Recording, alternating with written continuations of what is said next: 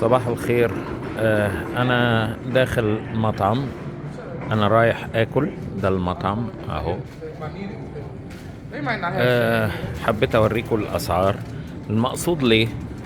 مش بحنسكم ولا حاجة، المقصود اوريكم كذب الاعلام المصري، وبيقول لكم ان دي ازمة عالمية، وأزمة كورونا وراها حرب روسيا وأوكرانيا، العالم كله في أزمة مش احنا بس. طيب ادي الأسعار اهي مكتوبة قدامكم بتاعة المطعم. النفر بيخش بيدفع 6 دولار، 5 دولار و99. اوعى حد يحسب فرق العملة. ليه؟ لأن الدولار جوه أمريكا زي الجنيه في مصر، لأن انت جوه أمريكا بتقبض بالدولار وبتصرف بالدولار.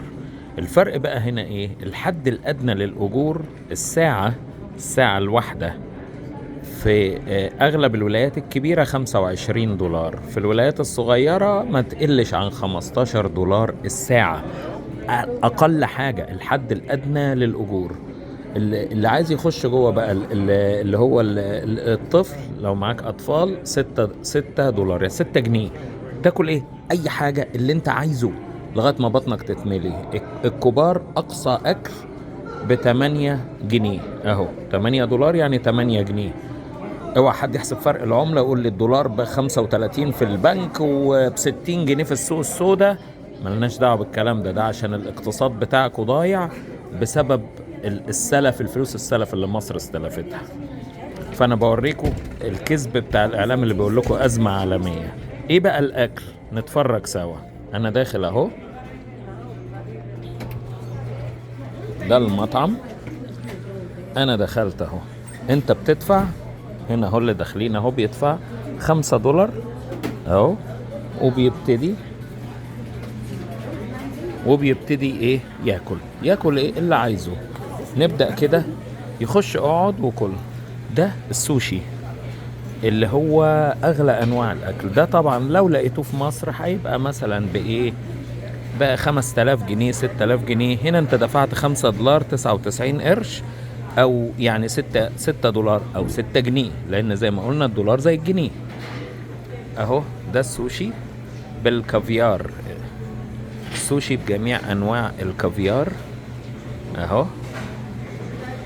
كل اللي انت عايزه اهو، زي ما انتوا شايفين اهو. الاطباق اهي، كل اللي انت عايزه. محدش هيقول لك اكلت قد ايه. اللي انت تقدر بطنك تشيله شيل.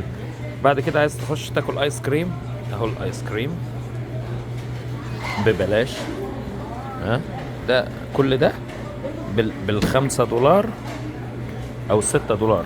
5 دولار و 99 قرش او 99 سنت. ها؟ كمل هنا الحلويات.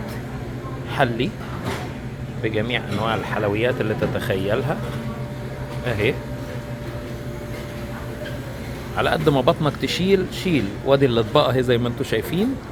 انت بتدفع على الباب بره بس، وقد ما بطنك تشيل قد ما بطنك تاكل. وطبعا لو انت ما معكش، الحكومة اللي بتدفع. ازاي الحكومة اللي بتدفع برضو؟ الحكومة بتديك كارت اسمه الفود ستامب، فيه فلوس جوه زي كريدت كارت بالظبط. وانت على الباب هناك كده تروح مديهم الكارت، خلاص خدوا حساب الاكل. يعني برضو الاكل كله يبقى ببلاش في الاخر. نخش على السلطات دي، الشوك والمعالق. نخش على السلطات. ادي السلطات بانواعها. كل ده بالخمسة 5 جنيه 99. كل ده وانا وريت لكم السعر بره عشان الكدابين اللي بيقولوا لكم ايه ده العالم كله ودي ازمة عالمية ودي مش حاجة علينا احنا بس. لا، كل ده كذب في كذب اهو. وادي الاطباق اهي. كل قد ما تقدر، قد ما بطنك تشيل شيل اهو. ادي الاكل قدام عينيكم اهو. ها؟ 5 جنيه 99 قرش. قد ما بطنك تشيل كل. تقدر تاكل 100 كيلو كل. ها؟ نيجي بقى هنا على الناحية التانية. هنا دي ديوك رومي. هنا ده جمبري محشي بالاستاكوزا وهنا ده سلمون اهو، حتى اليافطة اهي سلمون. ها، ودي لحمة كده مطبوخة، وده سجق. ها، وبرضو الاطباق اهي، قد ما بطنك تشيل شيل. كل الاكل ده لسه معمول. دي حاجات اهو اكل مش عارف ايه، صوص بطاطس مهروسة، مكرونة بالجبنة. هنا دي استاكوزا مبشورة، ودي اسمها ايه، سبانخ بالجبنة الموتزاريلا. وده سمك مسلوق اهو. قد ما بطنك تشيل، كل ببلاش على حساب الحكومة الأمريكية لو انت فقير، ولو انت غني ب6 جنيه أو 6 دولار. تاني محدش يحسب فرق العملة، لأن انت بتقبض في أمريكا بالدولار وبتشتغل بالدولار. ها، فالأكل أرخص شيء في أمريكا وفي متناول أي مخلوق. ها، بأقل يعني بربع ساعة عمل، لأنه ده الحد الأدنى للأجور. ربع ساعة عمل تأكل اللي انت عايزه. طيب نخش على اللي بعدها. ده السمك ده السمك المقلي، وده اكتوبوس الاخطبوط، وده جمبري بالعسل، ودي اجنحة فراخ، بطاطس، موز بالعسل مطبوخ، ده ارانب، ده بتاع كده فيها زي خبز كده، في حاجات حلوة من جوه. نيجي على الاطباق برضه اهي، قد ما بطنك تشيل شيل. كل ده 5 جنيه 99 قرش. 5 جنيه 99 قرش للغني، والفقير ببلاش.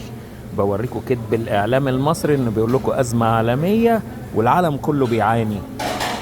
ها، ده سمان مشوي، سمان مشوي على الفحم اهو. دي فراخ معمولة بالباربيكيو. دي مش عارف حاجات اسمها ايه كده. المهم يعني حبيت اوريكم ايه.